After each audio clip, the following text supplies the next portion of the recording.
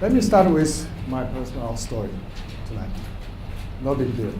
So she was an excellent college student, and my cycle was an excellent speaker, but mine is like this.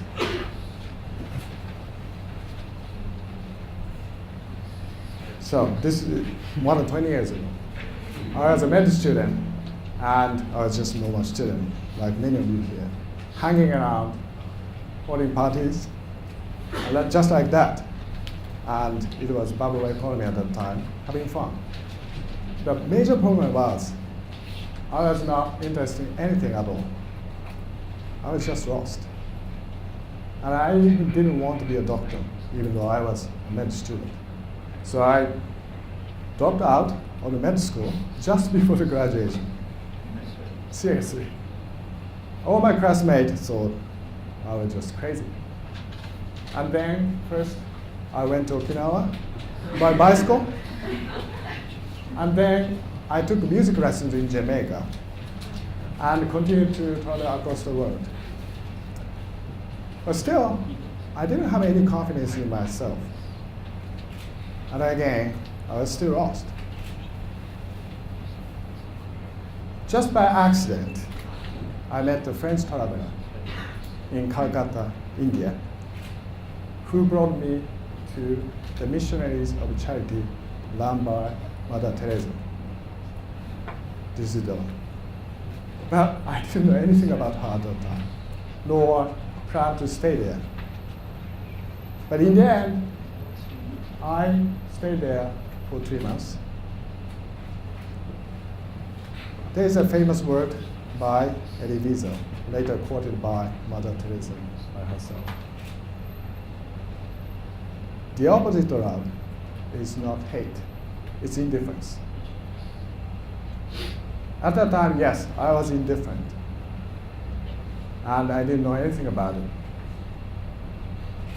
But throughout my travel across the world, I see disease, poverty, social injustice everywhere.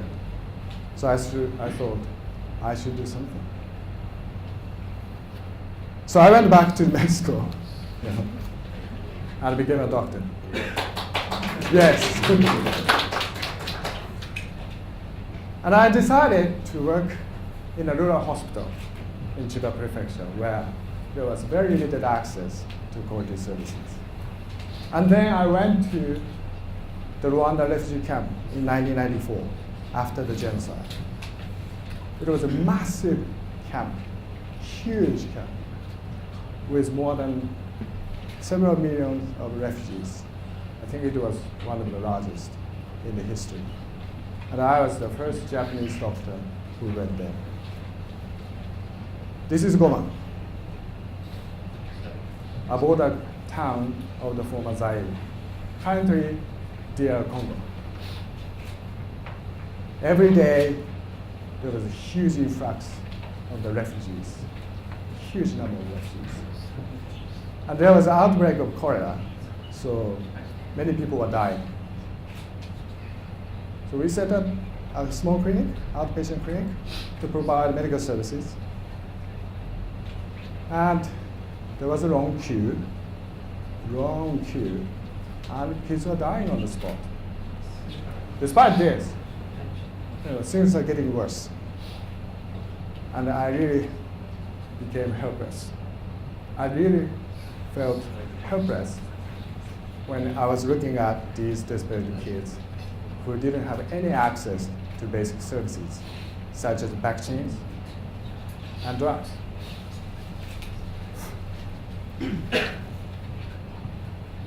But one day, I bumped into a Rwanda refugee woman with 3 kids in her arms. Her kids were malnourished, thin, and very sick. And they were dying of bloody diarrhea. She was Marie-Louise. She separated from her husband and relatives after the genocide. For the past weeks, she walked day and night with her kids in her arms, only to survive.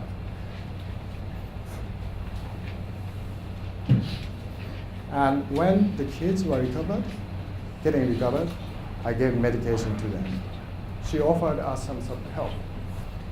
But how could we expect anything from this woman who was a desperate and a single mother with dying kids? But she didn't give up. She started to reach out the community and recruiting nurses, pharmacists, dentists, policemen, architects, you name it, and even ex-politicians among refugees. Fantastic. And everybody started to work in a harmonious way. Something had changed. In the end, we managed to set up community-based health services, including outreach services to the refugees within the camp. It was a big step forward from our initial tiny outpatient clinic. And I was helped by the people whom I was supposed to help.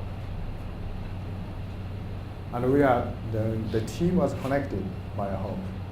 So this experience really convinced me that even if there was only a tiny thing which each one of us could do, when we are connected as partners, then we can draw a big picture. And I really learned a lot from this experience.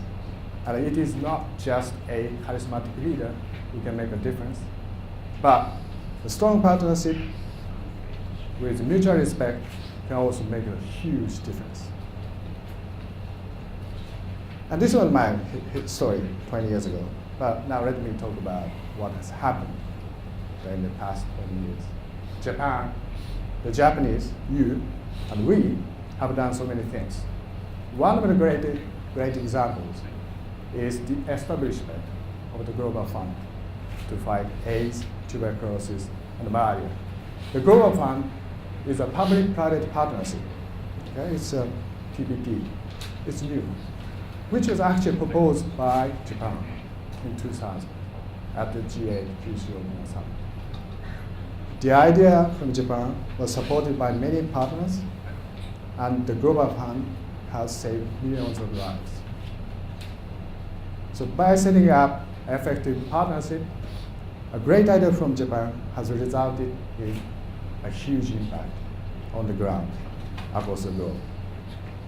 So when each of us brings in new ideas together with our compassion, humanity, and then creates a partnership, then our tiny bits and pieces will definitely make a difference and can draw a big picture.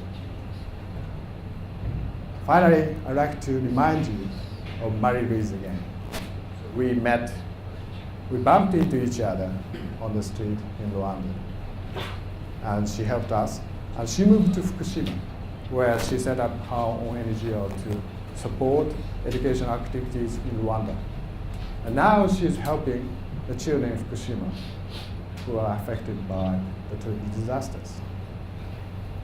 Rwanda, Japan, the global community.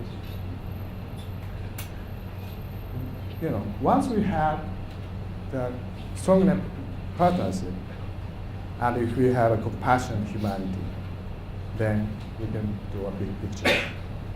Tonight, Mario is here to join us. So Mario is here.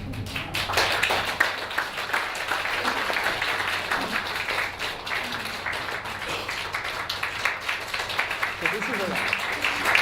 It has made my life more meaningful and committed to global health. Thanks very much.